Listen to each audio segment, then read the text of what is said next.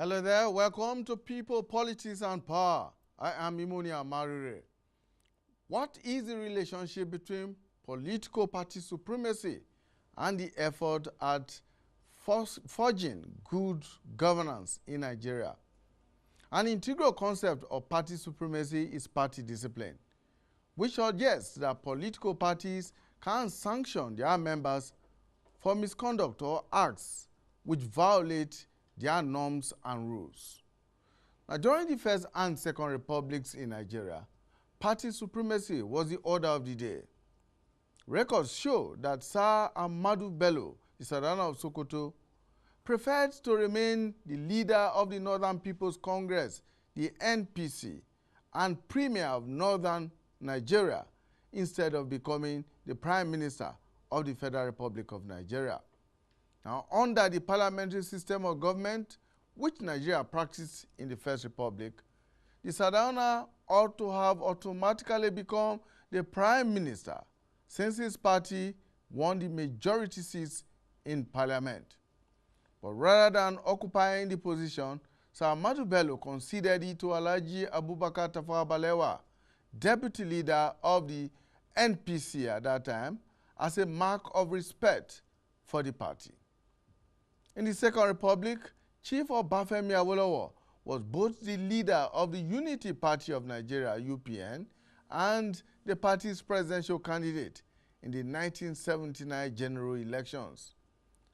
Chief Awolowo justified such an arrangement on the argument that, as the party chairman, he was just an applicant for the presidency. The two frontline politicians stuck to party positions because at that time, no politician dared challenge party directives. The constitutions of the party dictated the momentum of political processes. But looking at the current political environment and the political parties operating in the country today, it is difficult to say that any of the existing political parties is stable. This is because a stable political party is noted for its cohesion, organizational capacity, supremacy, and internal democratic practices.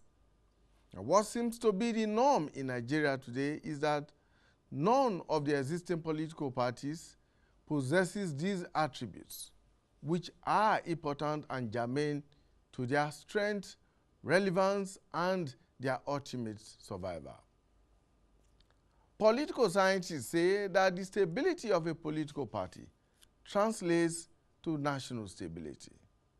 The Nigeria political system has been unstable, with the major political parties stuck with the challenge of battles between party executives and elected political office holders.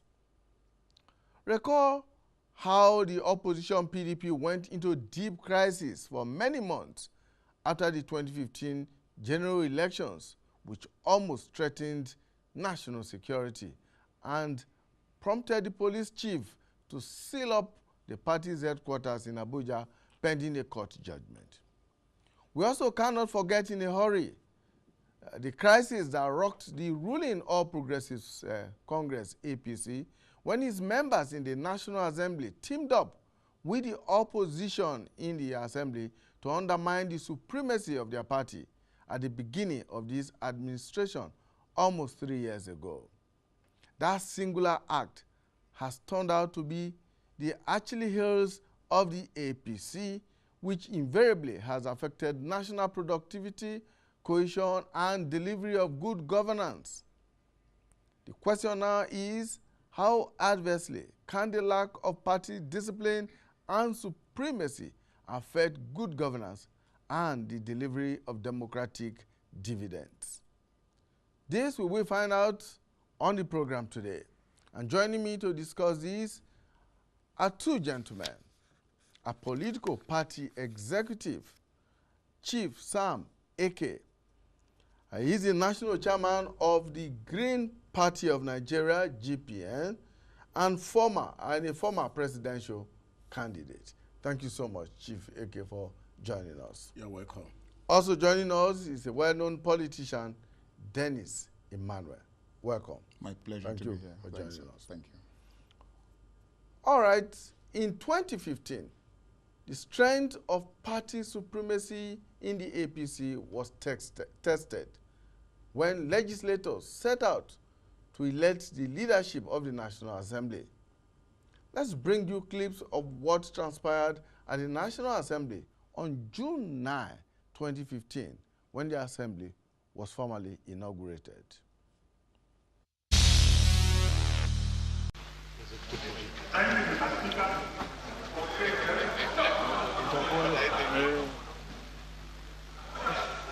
Mr. James, go ahead.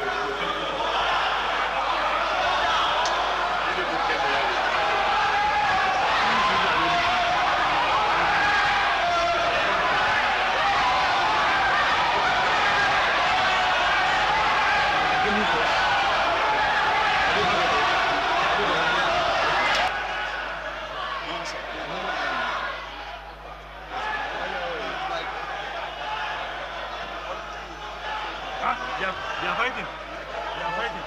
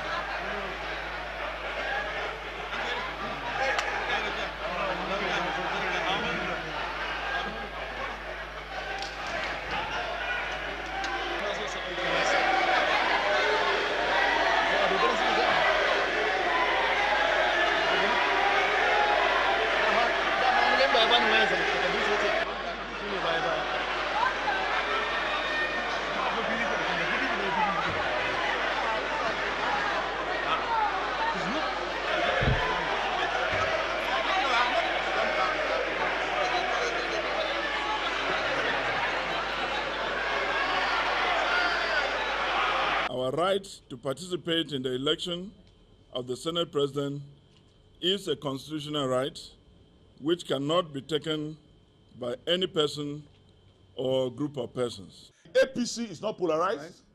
The APC is not divided. There's only expression of interest from different people. Bukola Saraki as a mass, all we are going to do as a party is to embrace him. The best way forward, first of all, is for the APC and the president to heal the divisions between the members themselves and see how we can either end what has happened or the possibility of working within the reality which we find ourselves. I'm sure that you remember those scenes on the floor of the House of Representatives and the Nigerian Senate on June 9, 2015, when the lawmakers who were just being inaugurated on that day sought to elect their leaders. And of course, in defiance of the ruling party's choices for the various positions of either the Speaker of the House of Representatives and or the President of the Senate, as it were, on that day. And of course, what we know thereafter was that, well, those you could describe as rebels in the party, in the relay party, carried the day. Now, the former chairman of the Independent National Electoral Commission, Professor Atairu Jega, has been speaking lately. He made a statement on the problems with democracy in Nigeria, and he blamed it on overzealous politicians who want to cling to power by all means and at all costs. Let's take a listen. So I would like to suggest that nobody, I believe, will say that there is no threat to democracy in Nigeria. In fact, all countries, whether they are mature democracies, whether they are democratizing, not to talk of those that are classified as fragile democracies, face threats And those threats obviously depend on then the nature and the character of the country. But what is significant for us here in Nigeria is to identify and to analyze what kind of threats have the potential to derail the process. And what can we do as citizens, as pro-democracy activists, as civil society organizations, as people who are concerned about the future of our country? What are the measures and the steps that we can take in order to ensure that these threats are contained and any indication of an authoritarian reversal is checkmated? Because Nigerians have got us to a situation in which we commence this process of transition to democracy over the sweat as well as the blood of many Nigerians. If we reflect over the struggle to bring democracy in this country, to replace military rule with civil democratic rule, enormous sacrifices have been made. And obviously, we cannot be complacent, and we cannot just sit and watch as things degenerate. We need to halt a process of authoritarian reversal. And our understanding of the nature of these threats and the strategies and the tactics we adopt as citizens, as patriots, as civil society organizations in order to contain this threat are really very, very important. So I look forward to a very rich discussion along these lines today. Not an argument, useless argument of saying there are no threats to democracy in our country, because really it's nonsensical for anybody to say so. But to recognize that yes, there are these threats and to identify them and then to see how we can contain them. And I can tell you one of the big threats that we face, and I've said it consistently, is the recklessness of our politicians to undermine electoral integrity. And the Electoral Commission may do a few things to keep ahead of them, and they will try to do several things to now overtake and be ahead of the Electoral Commission. Because electoral integrity is not in the interest of those who want to win election by do-or-die mentality or mindsets. You know? And why do they want to win elections with that mindset and mentality? It's simple, so that they can continue with the recklessness of vandalizing state resources and obviously impugning on the fundamental rights of people and undermining the processes of development that can provide human security. So it's very, very important. We must examine this threat by our own politicians in addition to whatever else we look at. Nigeria of our dream, the Nigeria we need, is the united, indissoluble, and cohesive Nigeria which guarantees equity, fairness, justice, and prosperity for its citizens. That is our focus on people, politics, and power. It is fresh, insightful, impactful. It's a must-watch. People, politics, and power on AIT. 2015 general elections in Nigeria. And the question is, does the lack of party discipline or internal party democracy pose a threat to the entire gamut of Nigerian democratic processes?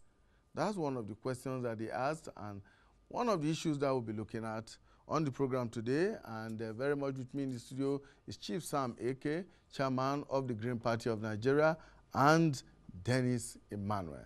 Gentlemen, once again, welcome. Our pleasure. Right. Thank you, dear. Pleasure. So maybe we should begin by examining what we actually understand by political parties, other than the fact that they are vehicles through which individuals, politicians get to power in a democratic process. What, for you who are politicians and who are party men, what does the term political party connote for you?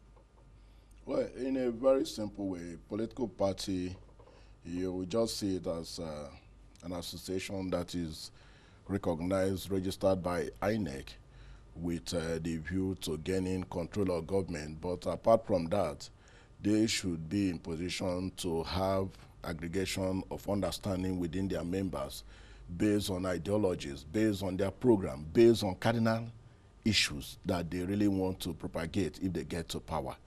And once that is properly understood, they just make sure that they adhere to their party constitutions so that internal party democracy can really be the order of the day. Once it is done, the question that arises from that, Chief, is to ask whether or not members of these political parties in Nigeria really understand it the way you have interpreted it. I must admit that boldly, having been, and still I am, a politician and at the same time a political party administrator. You know, I'm the immediate past Secretary General of Interparty Advisory Council. Having said that, I know that political illiteracy is the highest and the worst type of illiteracy you could have. Because once you don't get it right politically, every aspect of your governance will not stand, be it economical, because you need a political authority, you need a political coverage to be able to forge ahead. And I want to tell you that we have been doing enough to make sure that party members and party leaders go for training with our collaborations, understanding with NIBS, Kuru, to really train them. But you know, another thing is for you to take the horse to the stream and for the horse to be able to drink water when it gets to the stream. Because even the question I was asked just today by somebody I regard as a party leader, when he was complaining about the issue of the local government election that took place in Kano, I know a lot of political parties, including our own party, we really frown at the outcome of that result. But the fact is that he was just heaping the whole blames on the national chairman of INEC. And I brought it to his understanding that that election was not conducted by INEC. And he told me that they take authority and instructions from the INEC chairman. I said, no, they are two separate entities, funded, created, one created by the state government and the other by the federal government. And they don't draw from the same points of reference and duty. But he didn't go down well with him. So like I understand, and it's very, very bad on the part of the citizen, because the leaders you produce is what you really desire to have. If you go to America, you go to other places, you see the citizens participating actively in political process. There is no way you can get it right unless when people will come out to identify. We are not saying that everybody must belong to a political party, but once you belong to a political party, you should realize there are rights and obligations for you to perform. And once you cannot perform those obligations, the parties are there to be hijacked. And if they are hijacked, these are the type of things you will have.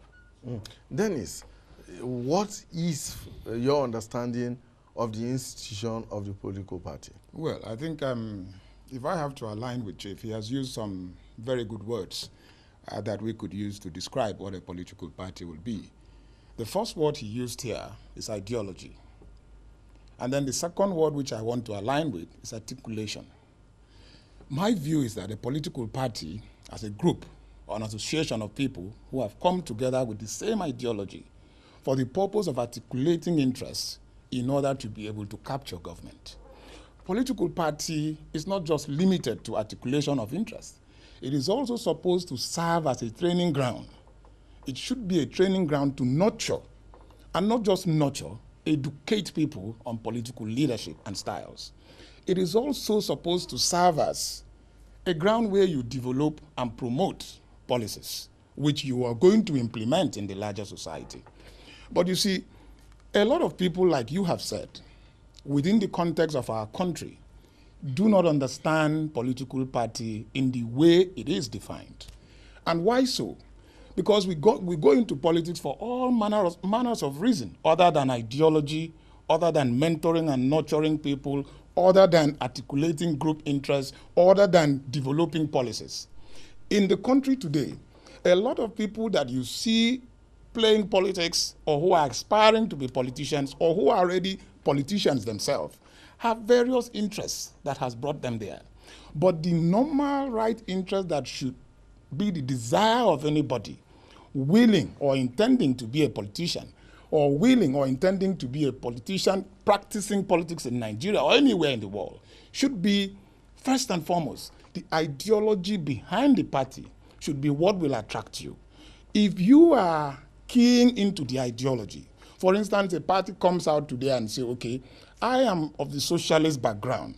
I believe in socialization. I believe in socialism as a theory. I believe in socialism as a practice. And I want to sell my manifesto based on socialist ideals and ideas to Nigerians. If you are someone who believes in the communist idea, if you are someone who believes in socialist idea, I think it will really create a place for you to align yourself with immediately, because you will feel, I have identified where my reasoning and my thinking, my philosophy is aligning with, and therefore I want to align with this party. But unfortunately, what we have today is all the parties across board, everybody seems to be doing one thing or the other, and nobody is interested in ideology. And that's why you see defections. That is why it is easy for somebody to be in party A today, and then something goes wrong, the person jumps, crosses ship to the next party, simply because ideology is lacking. And people do not understand that for you to even want to have a platform, which you call a political party, that you want to aspire and become something, you should have something which you are going to give out. And that thing which you intend to give out must be captured in the ideology of that platform that you have decided to engage or enroll yourself into. But unfortunately, again, as we see today in Nigeria, and I say all parties, because if you happen to pick up the manifesto of a political party in Nigeria today, even from the days of NPN, because you took us back through memory lane.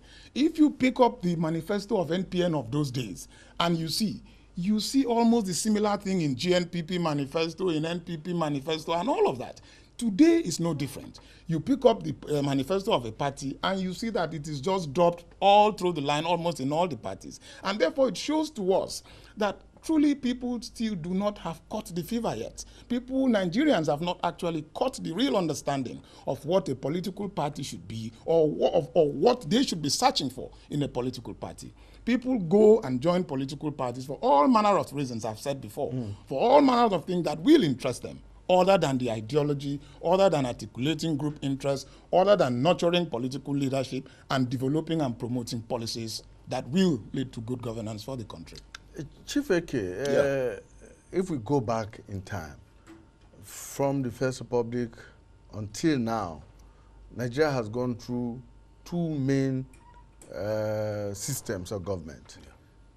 The parliamentary system in the First Republic and the presidential system that we went into from Second Republic up till now. In these two cases, the political party system is a constant. But let's do some comparison between the political parties of the First Republic and the political parties of the Second, Third, and now Fourth Republic of Nigeria. Are there, have you noticed any major differences in terms of character and composition of those political parties? Yes, there are a lot of differences. In the First Republic and to a greater extent, the early part of the Second Republic, the citizens, they were more interested in getting their leaders accountable. They were interested in service delivery. But today, what you get is that the voting public, they are more interested in what you are going to offer them as a means of settlement and not holding leaders accountable. And we have been preaching it that you must be able to hold your leaders accountable. In the last presidential election, if you remember, if you recall, I said it that nothing stopped the civil societies bringing the presidential candidates together and say, okay, fine, what are your cardinal programs? Can you swear an oath that once you get to office, you can be able to execute this? And if you don't, that you will resign within 2 years of your being in office. But that was not forthcoming. And again is that in the First Republic, the tradition of becoming party members, belonging to a party, was so strong. Strong in the sense that you will see people, they were willing to pay membership dues and membership levy. Take, for example, in the Second Republic, UPN was professionally run by Chief Obafemi Awolowo. Most times you don't even hear his name. You hear the name of Ajalachiku, you hear the name of Ebenezer Babatokpe. These are party men that kept the party on their toes, moving. What does that supposed to mean? Because people understand the cardinal program of this political party and they are willing and ready to be with that political party, identify with it, put in their own widow's might. If you don't put in your widow's might, these parties has to be, they will be hijacked. And once they are hijacked, there is no way you can have what we refer to a party supremacy. There is no way you can have dividends of democracy, because one man somewhere will just be calling the shot. And that's not what we are praying for political parties in this country. And we are saying for us to have internal democracy in our party, members should be willing to identify with a political party with their resources and their time and also their expertise. Because in politics, once you put your mouth, you put your money. You put your money and your mouth where your interest is. Otherwise, you will not get it right. Mr. Dennis, from what Chief has said, I mean, if you look at the first and to some extent Second Republic, parties had character. They were known for one thing or the other. Sure. The UPN was known possibly for its free education programs. Yes. The MPN was known for its own agenda, housing. Yeah. The GMPP for its politics without bitterness. The MPP and all the others PRP had and the rest of PRP. them, They all poor. yes, and they seem to have a character, but that doesn't seem to be the case today. And in the First and Second Republic, the Action Group, the UPN, and the MPC, and all that you had were known for the character of what they stood for, Sure. the ideology of what they stood for. Whichever state they controlled in the federation at that time implemented the programs and promises that were made during electioneering. Yeah. Whether it was in the old Bende, it was in Lagos State, or it was in Gongola State, the old Gongola State at that time, all of that, you knew what the party stood for and you knew what to expect of the party.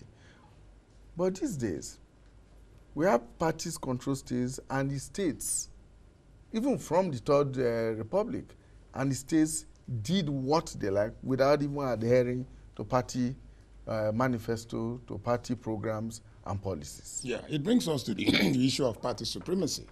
You see, those days, you can say with some relative surety that parties those days were supreme.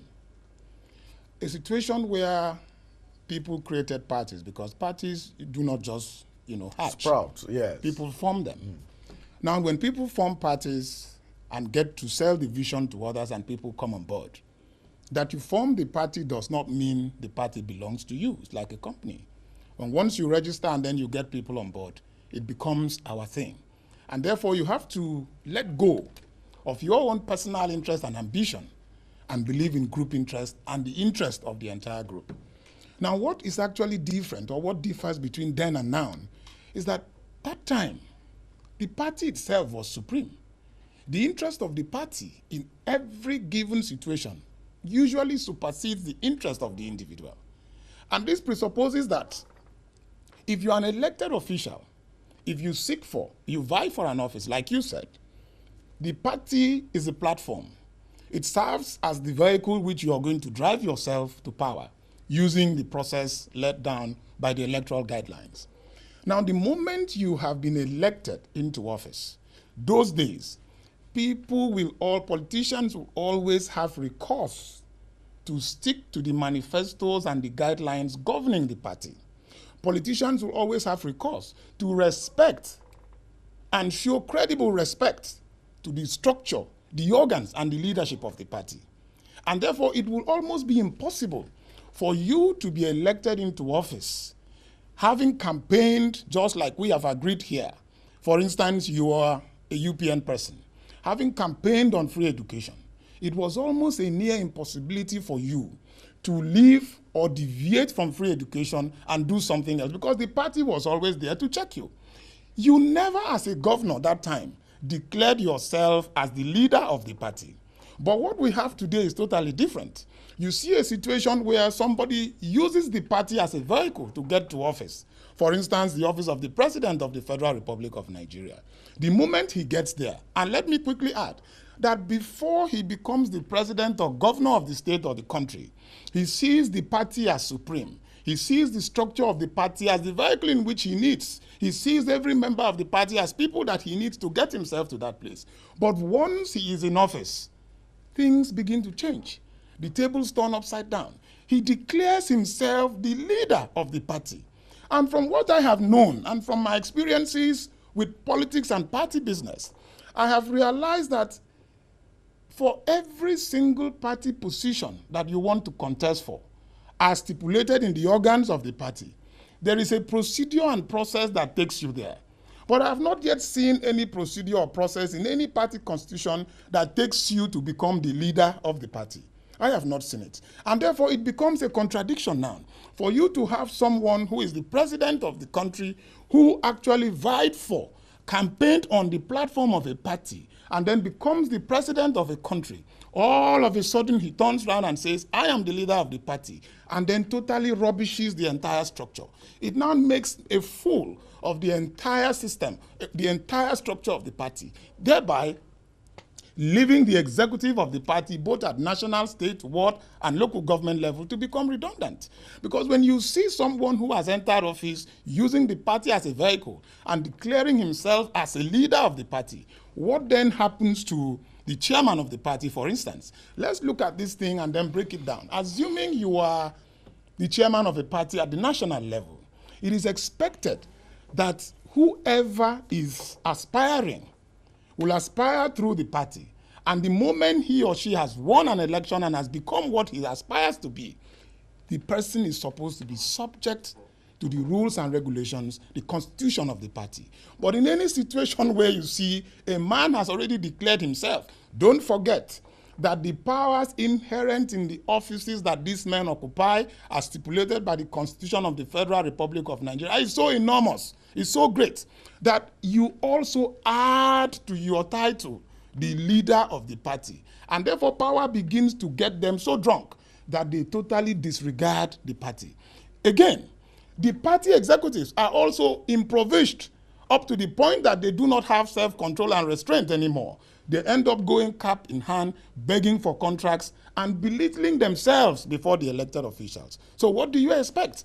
On the part of the party officials, they also lack accountability, because the little you have, the little funds, like Chief said, if people begin to mobilize their funds and put together for you to run, you must be accountable to your members. You must tell them where and how funds are being allocated and funds is being spent. The moment members have that, they are comfortable with you, they can still run along with you, and they will side with you against people who want to go out of line, against people who want to use the party and get to power and dump the party or begin to rubbish the party and rubbish the entire structure.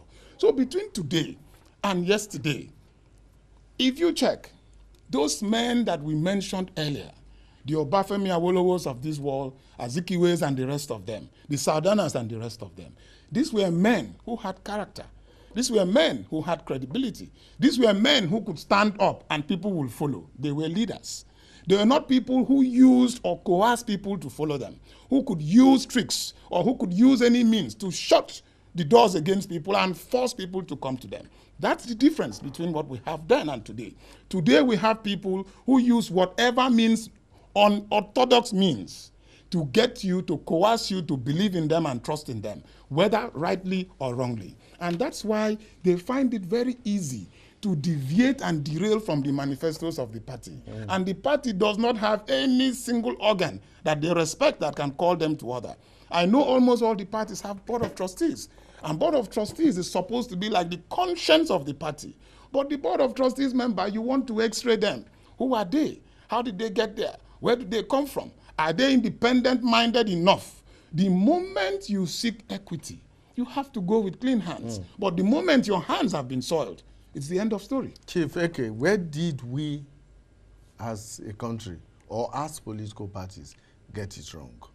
How come we now have people who are made by the party, who ride on the back of the party to power, now becoming the lords and masters of the party that made them.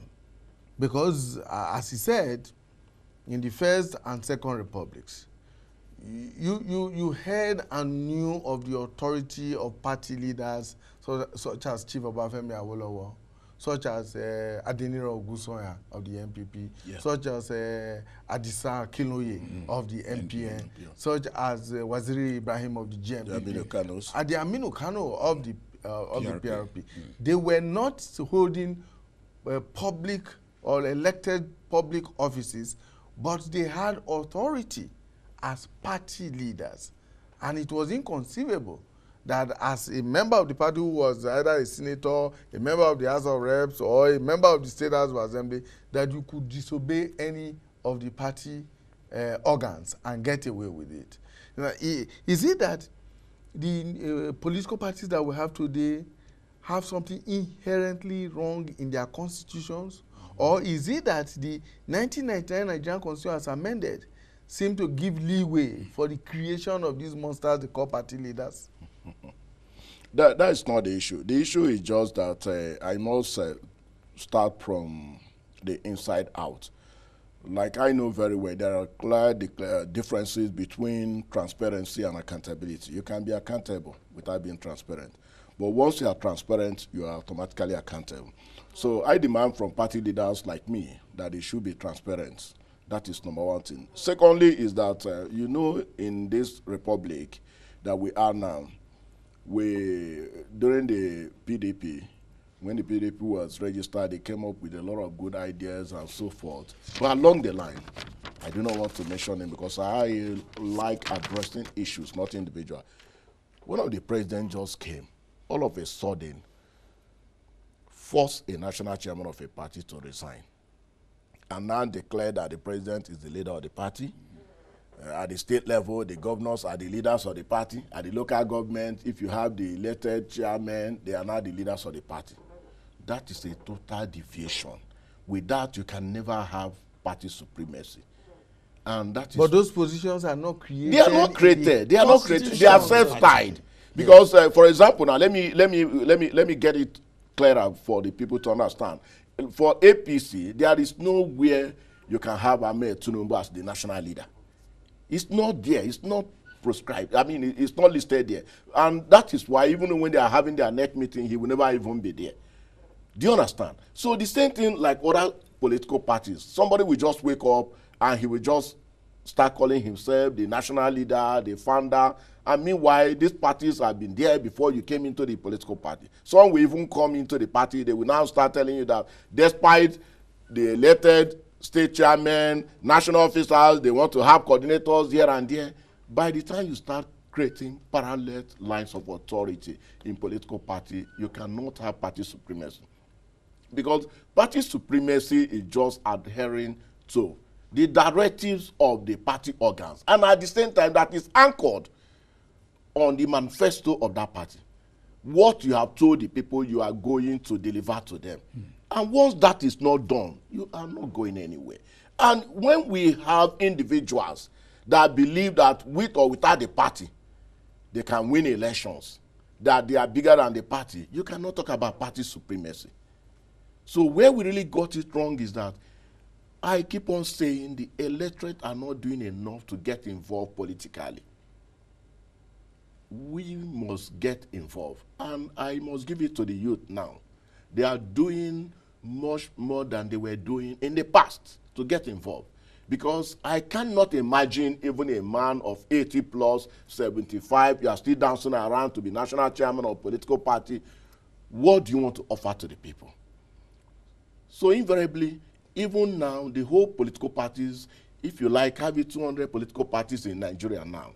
The Constitution of the Federal Republic of Nigeria has already given them an ideology that you base your manifesto from Section 2 of the Constitution of the Federal Republic of Nigeria. So with that, you will see that every party can claim to have an ideology. But far from having an ideology, those that are elected at the state levels, if you cannot have a uniform line of program that you execute at the state level has been executed at the national, so that by the time I'm going to APC state in Imo State and I'm going to another APC state in Lagos State, I will see identical projects. But it is no longer happening. So I want to tell you, we don't have party supremacy now. And we can only have party supremacy if the party leaders, elected party leaders, are allowed to do their job without undue interference. I cannot imagine if I were to be the chairman of one of the political parties and you say you are the president of the Federal Republic of Nigeria, you set up a committee without my knowledge, I just get to hear it on the air, I will resign the next day. Because I prefer to hold my name in high esteem than riches and gold. I prefer my name to riches and gold. Which also seems to echo the point that Dennis made. It's a very solid point. The beggarly nature of the party leaders and officials, is that contributing to this problem? To a large extent, I have also suggested to party leaders that not until majority of party leaders too have major sources of income. I have never done contract in my life, and I don't wish to do one. Because by the time you go asking elected party leaders, party members for contract, they will not take you serious. And at the same time, it's only in Nigeria you will see a national chairman of a political party get to an event. And you see a senator that was elected on the platform of that party on the high table, and the national chairman will even be missing in the crowd. It doesn't happen elsewhere. So we must take our political parties seriously, because we do not have independent candidacy for now. Not until if they pass the law and it favors independent candidates, we can start from there. But now the political parties must be supported, empowered in such a way that they will be capable to execute their jobs, because you cannot give what you don't have. And we are doing all within our... Dennis, we saw elements of party supremacy very recently with what happened in South Africa. Yeah. How the ANC, as a party, put his foot down and told his elected president, to resign. Time is up. Sure. You need to go. And he had to obey. What must we do to entrench such party discipline and supremacy in Nigeria? Very simple. First, politics is not business. Politics is not a profession. Politics is supposed to be a service to the people. The moment you begin to see politics as service, it therefore means that before you identify with any political party, you must have a steady source of income. You must have something that is coming to you, so that this beggarly attitude will depart from you, and then the ideals of a civilized society will come and be part of you, and it will live in you.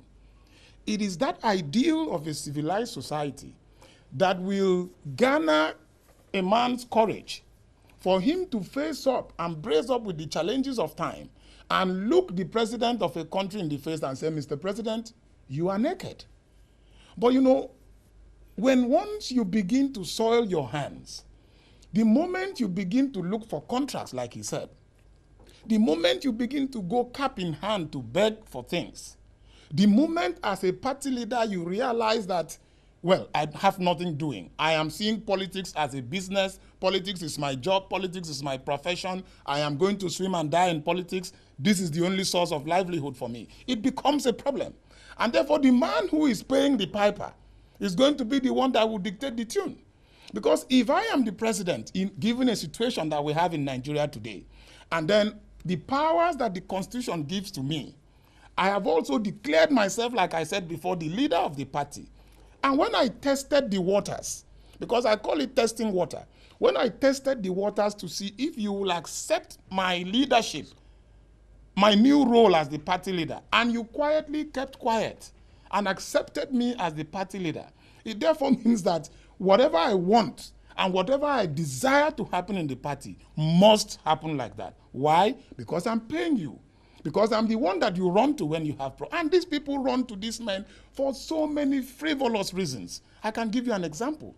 Someone can run to an elected official today and say, oh, sorry, my wife is about giving birth. And I thought the bet was going to be the normal delivery. But unfortunately, it's going to be through cesarean. And I do not have money. Please, can you give me money? For as simple things as this, you have already sold your birthright to the man. And of course, he will give. And know that he's doing you a favor today, which he will collect back from you 100-fold tomorrow. And that's why even when the president is naked, when the governors are naked, when things are going wrong in the country, none of these men, none of these so-called party leaders can stand up to the truth and face the president. South Africa is a totally different society. What is seen or what we saw playing itself out in South Africa, I wish Nigerians could be like that. But it has shown to me that we claim to be giants in Africa, and yet we behave like dwarfs. We claim to be giants in Africa, and then when the occasion comes for us to rise up and do things like giants, we cannot be counted there. That's why you see in South Africa, people pull together with a common voice, without sentiments, without primordial considerations. They said, look, Mr. President, your time is up. We are your party members. This is not an opposition calling for the president to resign. This was done by the president's own party members.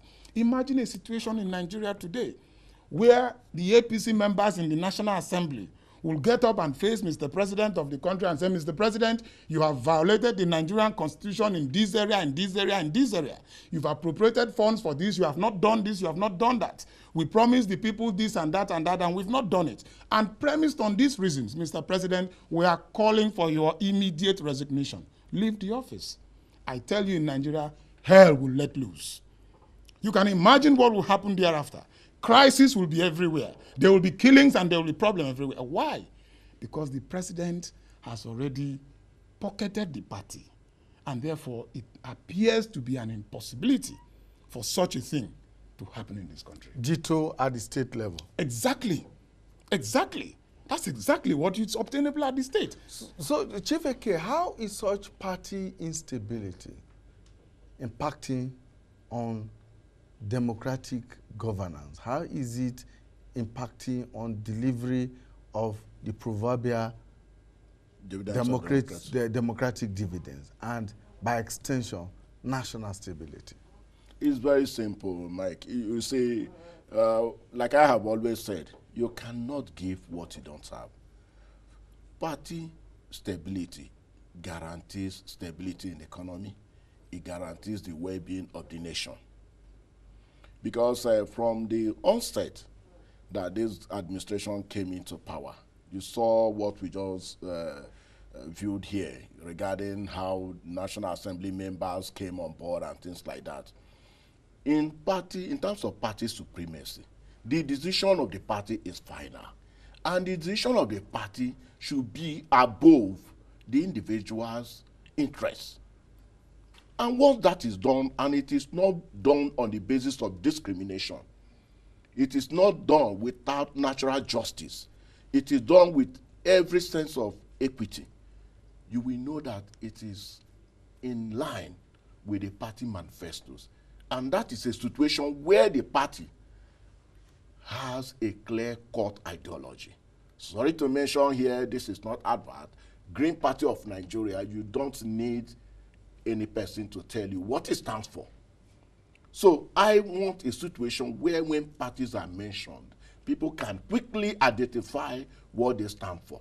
So in situations like that, if only... We don't know what most of the parties stand for today. Yes. And we have about 68, not about, 68 parties. 68 political parties. 108. Yes. 68. 68 still coming on board. 68 for now. So, because INEC said just 2 days ago. No, not until they come on board. But for now, we are talking about with 68 the number registered political parties. So if you must have stability in the system, the parties must be stable in such a way that, one, the elected leaders of the party should be subjected to regular election through a transparent means, so that the party members will also obey their instructions.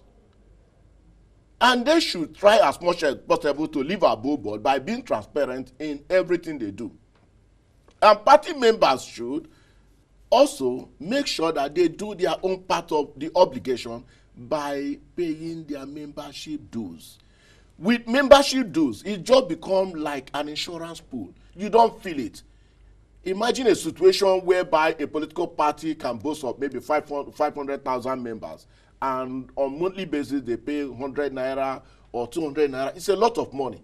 But by the time you run to one person and he produces billions, a money bag, he will automatically hijack the party. Definitely. And this is what we are saying. If these things can come into being, and also parties should also try as much as possible to develop their ADR, alternative dispute resolution department, so that party members cannot see the court as the first place of call. The court also should be able to dispense with political cases as quick as possible, because once these things are delayed for long, the party members will not even have faith in the party also. If we are doing this, the electoral management body at all times must be impartial when issues are brought before them regarding disputes in party organizations and administrations. Once these are done, we will have a very stable democracy. Very quickly, Dennis, does this problem pose a genuine threat definitely. to the democratic process? Of course it does, because you see, it boils down to internal party democracy. Where you lack internal party democracy, like you said, you can't give what you do not have. Political parties are the engine room. They are the vehicle that people get to power. So it is a representation of what you have in the political party that you are going to give to the entire country. If your internal democracy process is not properly structured and it is not properly followed strictly, then what do you expect? You will expect impunity. And when once impunity has crept into the system in the party, it is only impunity you are going to get outside the party. Impunity begets impunity. Exactly. All right. Well, Nigerian democracy is categorized as one of the fragile democracies of the world today. And if we must move away from that fragility, then of course we must begin to get it right at the political party level. My guests say you do not and cannot give what you do not have. We must have internal party discipline and democracy to give democracy on a larger scale at national, state, or even local government level. Thank you, gentlemen, for finding time to join us. Chief Sam Eke is the chairman of the Green Party of Nigeria. Thank you so much for joining us. Thank you. He was once a presidential candidate. I didn't ask you whether or not you will be running again in 2019. And a well-known politician, Dennis Emmanuel. Thank you for joining us. My pleasure. Well, that's our program for today. Please join us again when we bring you a fresh edition of People, Politics, and Power. Always looking at those very critical issues that can shape our politics and our democratic processes. My name is Imonia Marere. Do have yourself a wonderful day for the rest of today. Bye for now.